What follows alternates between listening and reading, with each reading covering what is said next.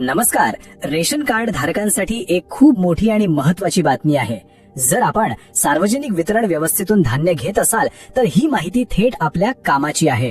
सरकार आता एक असं नवीन तंत्रज्ञान आणतंय जे आपल्या हक्काच्या धान्याचं संरक्षण करणार आहे. तर आज आपण हेच समजून घेणार आहोत की हे तंत्रज्ञान नेमकं आहे तरी काय आणि त्यामुळे आपला फायदा कसा होणार आहे. वा, हे तर खूपच मोठं आश्वासन आहे, नाही का? पण जवळपास अशक्य हे शब्द प्रत्यक्षात कसे उतरणार आहेत? म्हणजे वजनात होणारी फसवणूक थांबवण्यासाठी नक्की अशी कोणती यंत्रणा उभी केली जात आहे? चला तर मग पुढच्या काही मिनिटात याच प्रश्नांची उत्तरं शोधूया. तर सुरुवात करूया सरकारच्या या मोठ्या निर्णयापासून. झालं असं आहे की सार्वजनिक वितरण व्यवस्थेत अधिक पारदर्शकता आणण्यासाठी आणि लाभार्थ्यांची फसवणूक थांबवण्यासाठी राज्य शासनाने एक महत्वाचं पाऊल उचललं आहे. पण मग ह्या निर्णयामुळे नक्की बदलणार तरी काय आहे? हा बदल म्हणजे फक्त एखादा नवीन नियम नाहीये, तर तंत्रज्ञानामध्ये केलेली एक खूप मोठी गुंतवणूक आहे. आणि या योजनेचं गांभीर्य ते या आकड्यावरून लगेचच लक्षात येतं. सरकारने या प्रकल्पासाठी तब्बल 62 कोटी रुपये मंजूर केले आहेत. हा आकडाच सांगतो की ही यंत्रणा राज्यभरातल्या प्रत्येक दुकानापर्यंत पोहोचवण्यासाठी सरकार किती गंभीर आहे.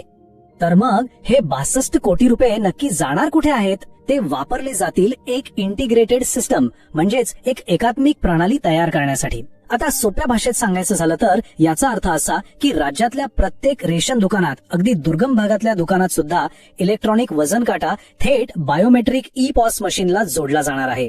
आणि खरा बदल हा इथेच आहे. आधी कसं व्हायचं?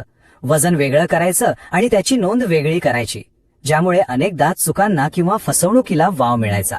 पण आता तसं होणार नाही. आता वजन थेट डिजिटल काट्यावर होणार आणि त्याची नोंद मशीनमध्ये आपोआप होणार आहे. म्हणजे मानवी हस्तक्षेप जवळपास संपणार. ठीक आहे, सिस्टम तर चांगली आहे, पण जेव्हा एखादा लाभार्थी रेशन दुकानात जाईल तेव्हा ही नवीन प्रणाली नक्की कशी काम करते? हे तंत्रज्ञान आपलं संरक्षण कसं करतं? चला त्याची प्रक्रिया अगदी सोप्या शब्दात समजून घेऊया.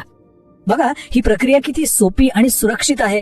आपण दुकानात गेल्यावर आपली ओळख बायोमेट्रिक पद्धतीने पटवली जाईल.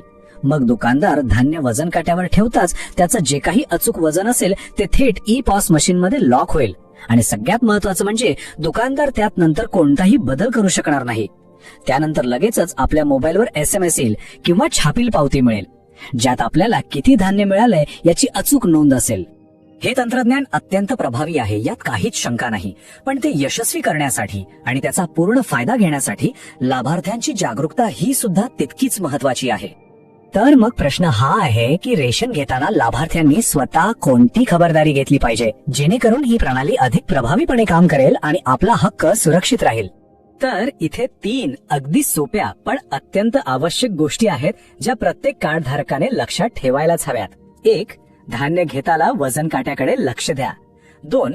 आपल्याला आलेल्या SMS किंवा पावतीवरचा आकडा तपासा. आणि 3. जर त्यात आणि मिळालेल्या धान्यात काही फरक वाटला तर अजिबात न घाबरता त्वरित तक्रार दाखल करा. हे सर्व बदल एकत्र मिळून आपल्याला एका चांगल्या आणि अधिक पारदर्शक रेशन प्रणालीच्या दिशेने कसे घेऊन जात आहेत हे पाहणं महत्वाचं आहे. या संपूर्ण राज्यव्यापी योजनेचा मुख्य उद्देश एकच आहे: संपूर्ण रेशनिंग व्यवस्थेला अधिक पारदर्शक आणि विश्वासार्ह बनवणे, जेणेकरून प्रत्येक लाभार्थ्याला हा विश्वास वाटेल की त्यांच्या हक्काचं धान्य त्यांना पूर्ण आणि अचूक प्रमाणातच मिळत आहे.